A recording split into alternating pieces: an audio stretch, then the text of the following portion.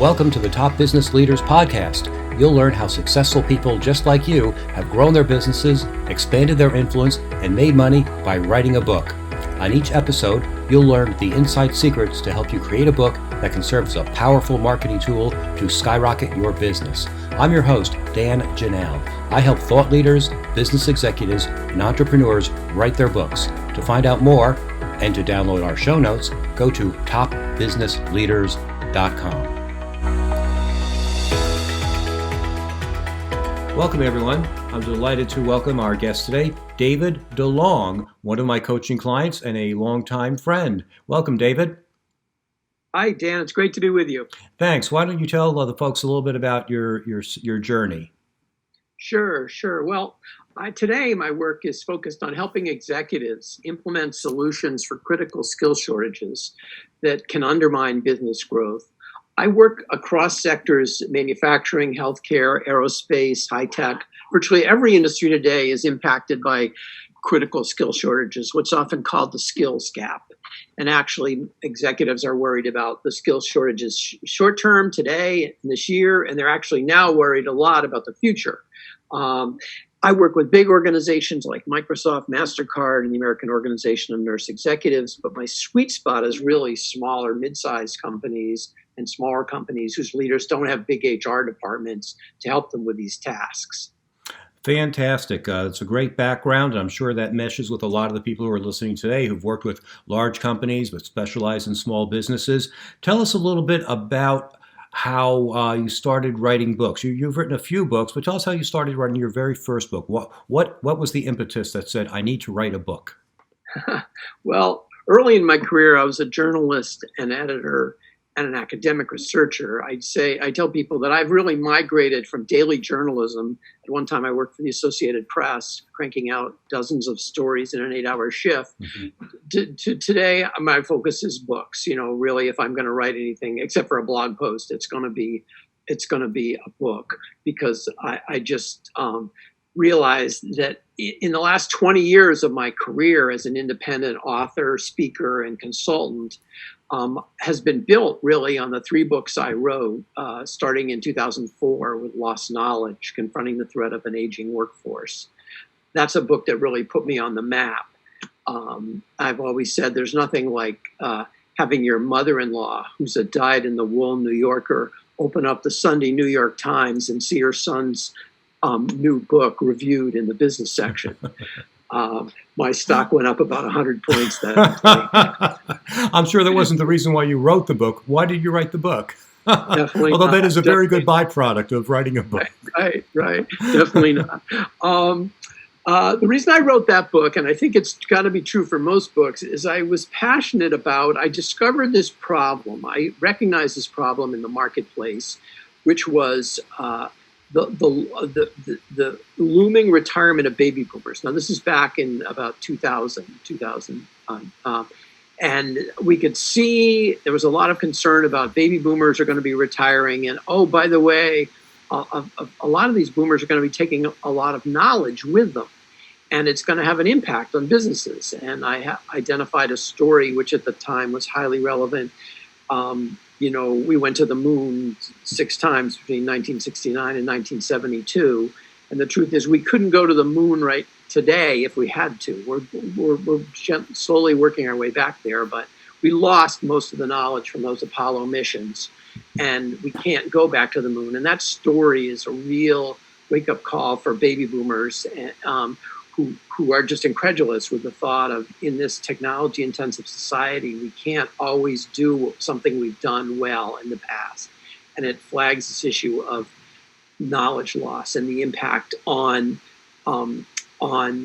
business. So this was a problem I identified, and I went and I sold the book idea to Oxford University Press, and with my wife's blessing, took a significant amount of time, 9 months off to do further research on it. I'd already done a fair amount of research and wrote that book, and it really put me on the map in terms of an important idea that was read by a lot of senior executives. The head of the Nuclear Regulatory Commission had all his executives read it.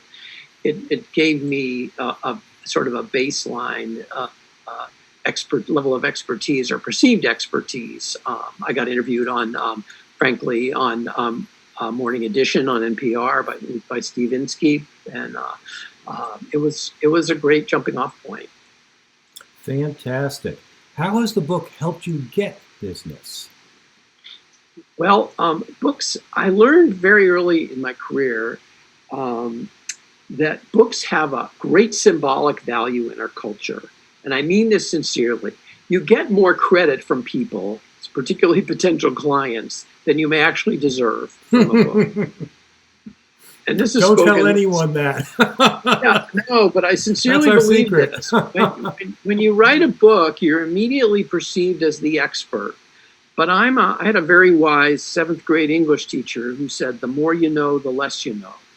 And there's nothing like getting a doctorate, which I did in my mid-career, to make you realize that. You know, the more I learned about my field, which is organizational behavior and the impact of technology on skills, roles, and structures, the more I realized how ignorant I was and how much more there was to know. But the rest of the world still thinks you know a lot. You know, you have a doctorate, you've written a book, you must, be the expert.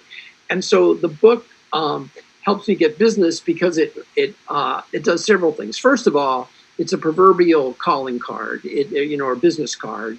It always gives you something to hand out, to hand to a potential client, to mail to a potential client that would be seen as very valuable, that sets you apart. It helps an internal client, a client with the internal sell. It's always easier for a meeting planner or an executive in a company to turn to his colleagues and say, we're bringing in the author. This guy or this woman has written a book on this subject. So that immediately ups their credibility in your credibility in their eyes.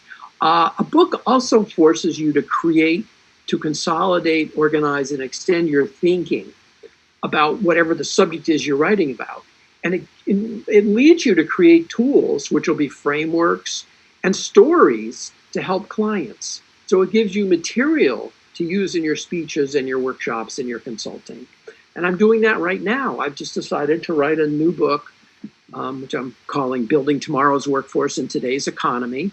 And I'm working on it each morning. And I'm recognizing that it's forcing me, I have a ton of material, but I haven't sort of packaged it. And it's forcing me it's a forcing function. So that's another thing. I think today it's hard to be a higher fee keynote speaker without a book. It's so easy to get one produced that it really, clients, they may not say it, but it helps your marketing. It gives you so much more credibility. And frankly, it helps you raise your rates too. You can charge more, when you have a book. So there are just a lot of ways it's helped me. I'm a huge believer that my 3 books have been the platform that have built my speaking business, which is how I make my living, as a keynote speaker. Fantastic. Lots of great advice there. So tell me, I know writing a book isn't easy. What challenges did you overcome when you wrote your books? Sure. Well, first, really is the funding, the research and the writing process. It takes time to get a book done, and you have to find the time where you're going to steal that time. Are you going to do it on weekends? You're going to do it nights? Depending on your energy level and when you're best at writing. I'm best at writing in the mornings. And so in each of my book writing experiences, I've had to sort of come to terms for the family of say, okay, my income's probably going to be down a little bit now for this period of time because I'm going to put a lot of energy into producing this book. Now, every book doesn't require that. There are certain books where you will already have the material and you're writing something really short. We'll call it quick and dirty, 100 pages, 120 pages. That's not going to take that kind of time and energy. But if you want to do something that's really solid, you're invariably going to do more research than you realized, and have to reach out and do more reading and more interviewing than you expected. And in my experience, and most authors will tell you this, the process usually takes longer than you'd expect. I will say other challenges I've faced is missing pieces in the research, because I remember the book I co-authored on high impact talent management that we did with McGraw-Hill. My co-author Steve Troutman and I got the book outlined, and we thought we had each chapter, and then I start writing, and you know what? We're missing a story about this. We know we need to make this point, but we don't have a good story or a good case study or enough data on this point we're trying to make. So we have to backtrack and do research and fill in that piece. Now, good news is it isn't hugely difficult necessarily to do that research, because there's so much available on the internet today, but you still have to do it, and it takes time. So it's those missing pieces. It's not just, I'm going to sit down and write the book out and I've got everything I need. It's finding the holes. Also, finding quiet time, writing. For me, that often means going to the library, and hiding out in the back of the stacks, somewhere where I can get really quiet, get away from the phone, the distractions of our dog, because if I'm writing at home, which I do, I have an office at home and I write at home, but there are just more distractions there. So you have to decide for yourself, how do you really create discipline in a way that is going to that's going to feed your spirit and your desire and your needs to really be productive. I want to add this, just say one thing. Organizing the book, I've really enjoyed, and Dan didn't ask me to do this, but I'm going to plug his book, Write Your Book in a Flash, because I've written 4 books over the years, and coming back to do a 5th one, really Dan's book has really been a godsend in really helping me quickly sort of set out a structure for how to think about laying out my book and outlining it. So I highly recommend Write Your Book in a Flash. And as I say, Dan did not ask me to pitch that. So it's a sincere testimonial. Thank you very much. I appreciate that. You've co-authored several of your books. Tell us about that experience. Why did you decide to have a co-author? How did you find one? And how did you divide up, or to figure out how to divide up the responsibilities? 3 questions. Co-authoring is a tricky business, and you have to really think. I've done it twice. Both books were successful, but they're different than when you write a book by yourself. In a way, it's great. If you have a good partner, it can be great because it can provide that emotional boost to, kick ideas, share ideas with each other, and you get that sort of synergy of 2 people writing. But you have to be very clear about the tasks, who's doing what, and who's capable of doing what. In both cases where I co-authored, I was definitely the author of the book. I did 80% of the writing in both cases. And that was fine, except in one case, I didn't realize that my co-author didn't really want to write. And but the value he brought to that book was tremendous tools. So you have to always weigh what's the contribution of the 2 people, and really talk about and be transparent about, okay, who's going to write, who's going to actually do the writing, what's our process going to be, how do we work out disagreements when we disagree on something, how do we do that? And these people, you want them to be friends, your friends, when you finish the project. So, and colleagues, and I can say mine were, but it's not without its bumps. It's definitely an emotional up and down piece, and you don't want to go into co-authoring cavalierly, ignoring, like 2 accountants sort of thinking we're doing an accounting project. It's really, there's an emotional component to it that you have to deal with. What advice would you have for figuring out who does what, and also your idea of, how do you work out your disagreements? Actually, let's just focus on that. How do you work out your disagreements?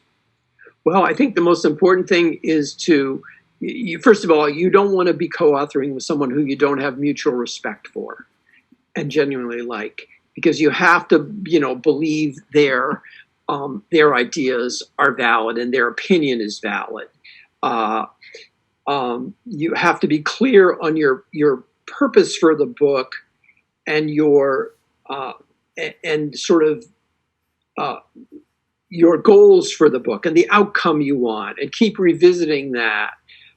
By that, I mean, are we writing a chapter here that's going to be 30 pages or 10 pages, where we're just giving a few principles and a couple quick stories, or are we writing the kitchen sink? And you need to have agreement on that. So it would be a fair amount of upfront work in having mutual respect and having talked out sort of your objectives, and even proposing, role playing a little bit. Okay, how do we work it out if we disagree? It may be that one co-author says, look, whatever you decide, you're sort of the senior party here. Whatever you decide, I'm going to go with, as a junior author, second author, so to speak. Well, that's another thing. It's very important always is to work out who's the first author and who's the second author, because that matters to some people and in some audiences. And it sends signals in certain cases. In some cases it doesn't, but you need to be aware that some people will really care about that. In some cases you won't. You'll say, I don't care, I'll be the second author, fine, let's just get it done. And if we have a disagreement, I'll go with your opinion because you have more experience in this area than I do, or more expertise on the topic. Ultimately though, it's always what's going to serve the reader, right? And what's going to sort of make the book valuable. So great advice. I'm sure that will help a lot of people work through a lot of issues before they become issues, hopefully. My last set of questions for you about marketing your book. You have the book. What do you do now? How do you use it to get business? Well, again, as I said, I mailed out a lot of books, when they came out. Obviously you're using them literally as a calling card. You're sending them to influencers. I use them with speakers bureaus. They help me. I have at least half a dozen speakers bureaus that sell me, and I'm convinced part of that is because I have a book. I have books behind me, and it makes it again easier for them to sell me. But you could use them approaching speakers bureaus or approaching meeting planners.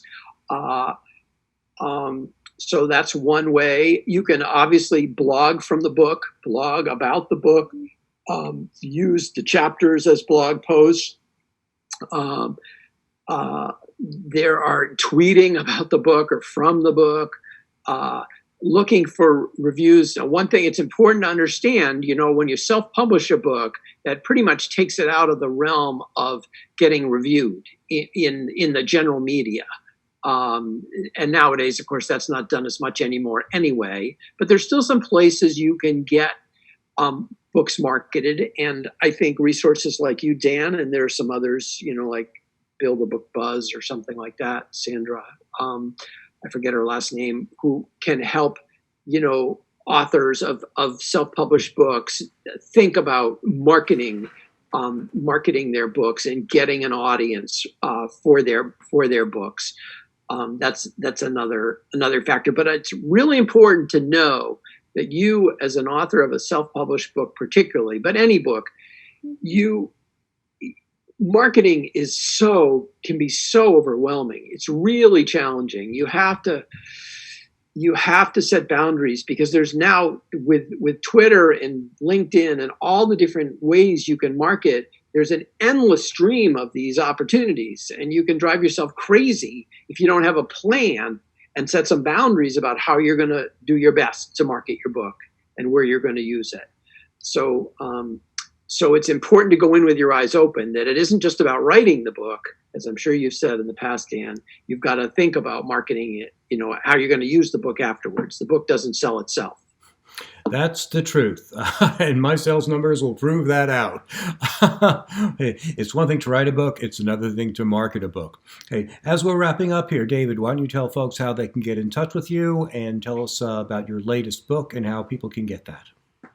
Sure, thanks. Well, I'm writing now. I have the two books that might be of interest to the audience. One is Graduate to a Great Job, Make Your College Degree Pay Off in Today's Market. Graduate to a Great Job is available on Amazon, and that's a book that's really for young people coming out of college who are looking for their first, second, or third job, and it's got a chapter for parents. but it's based on more than 35 case studies of young people who came out of college and who landed jobs effectively, but the story of their journey and what they went through. So it's a very valuable book for millennials and for now Gen Zs coming out of college and for their parents. The book I'm working on currently, as I mentioned, is working title is Building Tomorrow's Workforce in Today's Economy. And it's really for executives around the future of work and the skills, how to think about the skills my workforce is going to need in the future and what to do about that, how to take action. Very practical book about addressing critical skill shortages today and in the near future.